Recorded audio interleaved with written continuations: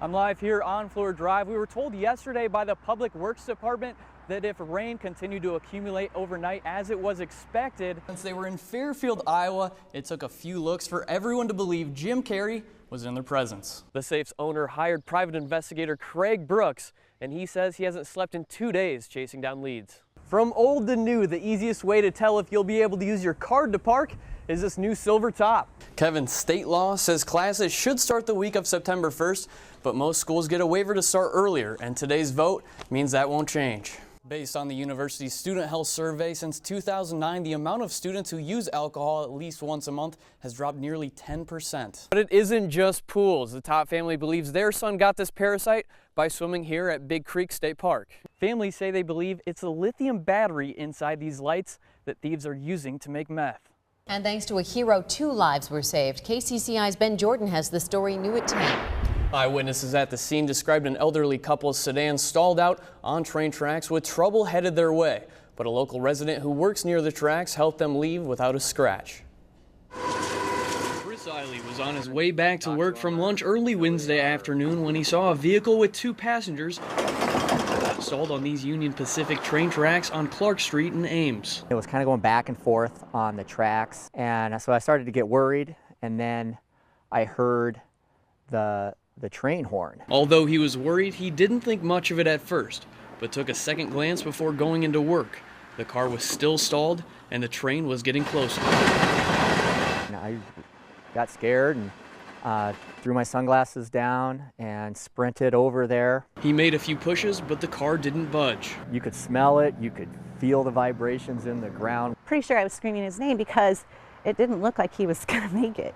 It was really, really close. But just in the nick of time, whether it was adrenaline strength or a quick shift into neutral, then the car immediately started to roll, and it didn't roll very far. I rolled about 5 feet, and then I was able to get between the car and the train with both my legs intact. I wouldn't say it was a matter of, 5 seconds. I think it was closer than that. Police came to the scene and Chris gathered his emotions he didn't quite understand at the time. I didn't know whether I should start crying or start celebrating, but my legs just went numb and I just held on to Heather for dear life.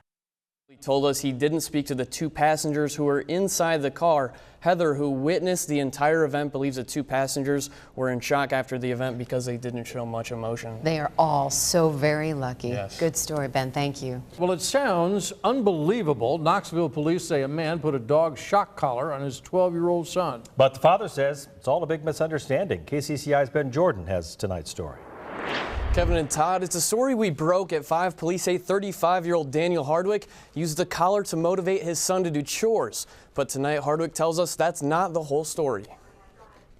Last Thursday afternoon, Knoxville police responded to this house after receiving a call from the Department of Human Services. One of the allegations in this investigation was that a parent had placed an animal shock collar around the child's neck and used that to encourage the child to do things within the home. Court records say Daniel Hardwick also placed his 12-year-old son in a high chair near the street curb with a sign asking for food. It's just all very upsetting and heartbreaking.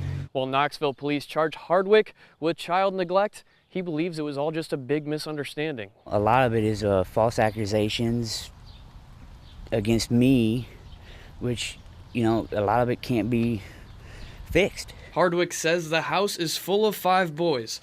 This was just their typical roughhousing. To me, fun and games, even though, chores were part of the deal, all fun and games, and when the 12-year-old is laughing about it, what can you do? Hardwick admitted to KCCI he understands he made a mistake putting the shock collar on his son, but said he had no intention of shocking his child.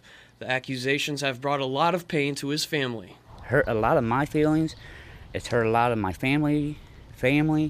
It's put me through hell, and with this being a small town, I'm unemployed. It's going to be harder for me to even get a job in this town now. The alleged victim is now living with his grandmother. We're still hoping it's not true, but if it is true, we hope that the gentleman gets what he deserves when he goes through court, and that's what we have court for.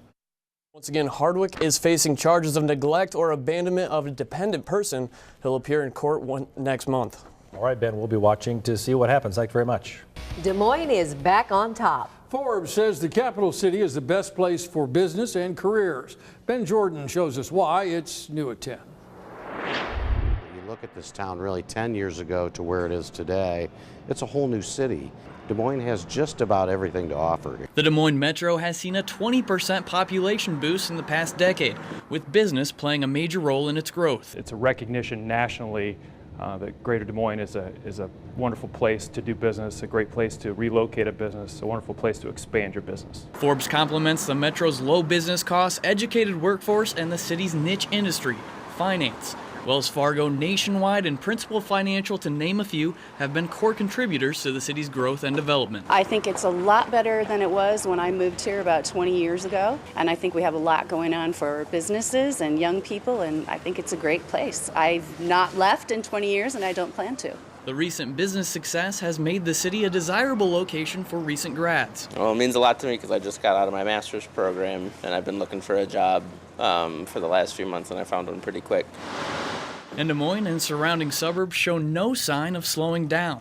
There's a lot of expansion to look forward to as Facebook and Microsoft data centers push money and job growth into central Iowa. It shows that the world is looking at Des Moines and all of central Iowa in a different light, and that it is really a great place to expand your business, to locate a business, and again, a great place to live, a great place to raise a family.